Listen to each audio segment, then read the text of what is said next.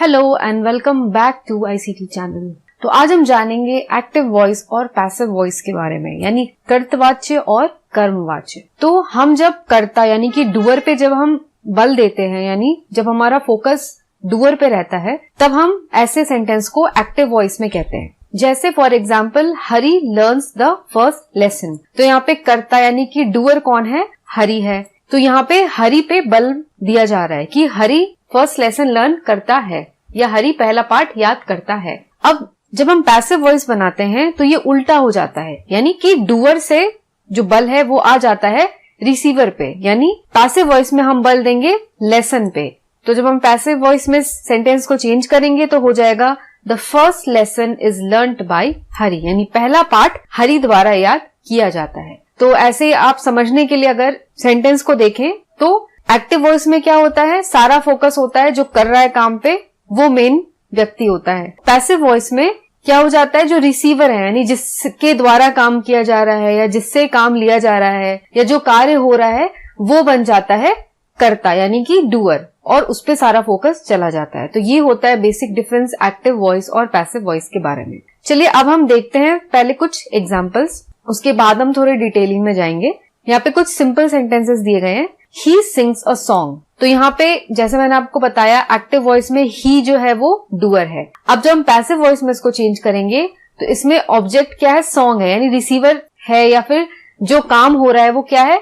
Song है, यानी वह गाना गाता है।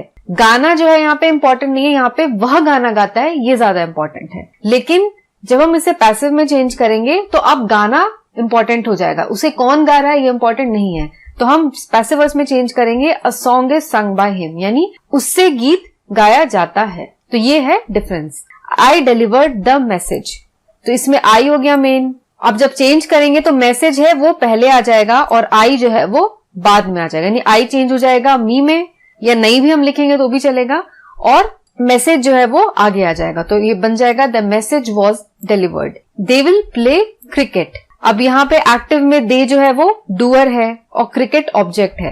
जब चेंज करेंगे तो क्रिकेट आ जाएगा पहले और दे जो है वो आ जाएगा लास्ट में। यहाँ पे क्रिकेट लास्ट में और दे है पहले। चेंज करने पे क्रिकेट पहले आ जाएगा और दे लास्ट में आ जाएगा, तो दे हो जाएगा them. Cricket will be played by them. Are you writing a letter. अब पैसिव वॉइस में लेटर आ जाएगा पहले, तो is a letter being written by you.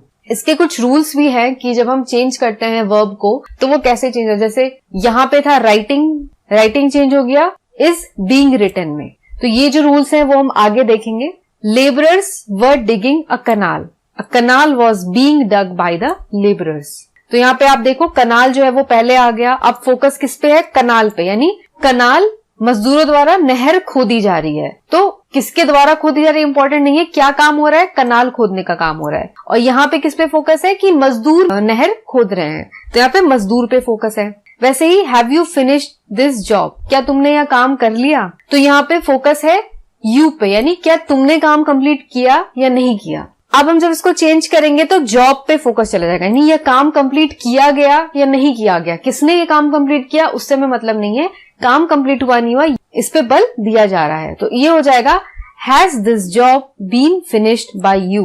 Will you have packed your luggage before the train's arrival. इसका हो जाएगा passive voice will your luggage have been packed before the train's arrival. Help him let him be help. तो ऐसे भी आगे sentences देखेंगे जो कि इस तरीके होंगे, हेल्प हिम या कीप क्वाइट या सिट डाउन। तो उसको हम पैसिव वॉइस में चेंज कैसे करेंगे जिसमें ऑब्जेक्ट यानी डूअर हमें नहीं पता है। तो हेल्प हिम यानी उसकी मदद करो।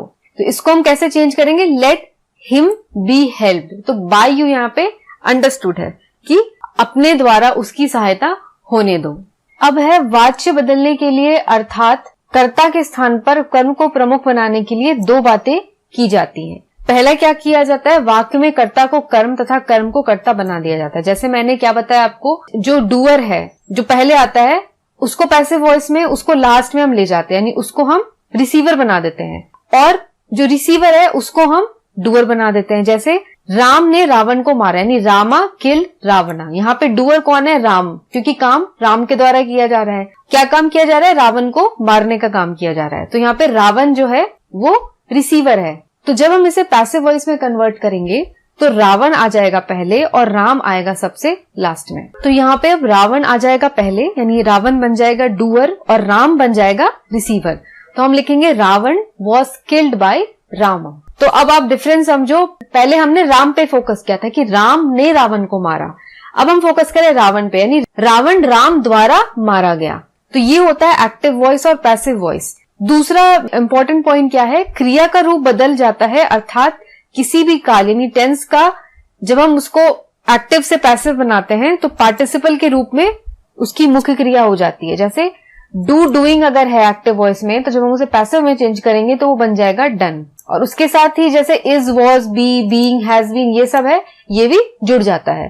जैसे is being done, was done, is done, has been done, ये लग जाता है। तो जब हम डू हो जाता है डन या इज डन या वॉज डन, डूइंग हो जाता है हैव बीन डूइंग या हैज बीन डूइंग।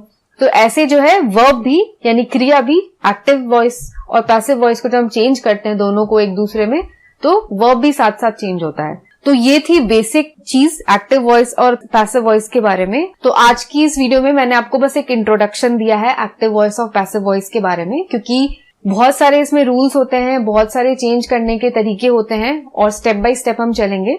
तो आगे की वीडियो में यानी अगली वीडियो में मैं आपको बताऊंगी जो रूल्स होते हैं, कैसे वर्ब चेंज होता है। जब पास्ट टेंस का वर्ब आता है तो हम उसे पैसिव वॉइस में कैसे चेंज करते हैं, प्रेजेंट टेंस के वर्ब को जब हम पैसिव वॉइस में जब हम चेंज करते हैं तो वो कैसे चेंज होगा। तो ये सब चीजें, रूल्स कैसे चेंज होने हैं और कौन सा फॉर्म वर्ब का कैसे चेंज होना है, ये सब हम अगली वीडियो में देखेंगे। तो आज की वीडियो अगर आपको पसंद आई हो तो लाइक बटन जरूर दबाएं और वीडियो को फ्रेंड्स के साथ भी शेयर करें। आज के लिए बस इतना ही, मैं मिलूंगी आपको अगली वीडियो के साथ। तब तक के लिए take care and have a nice day.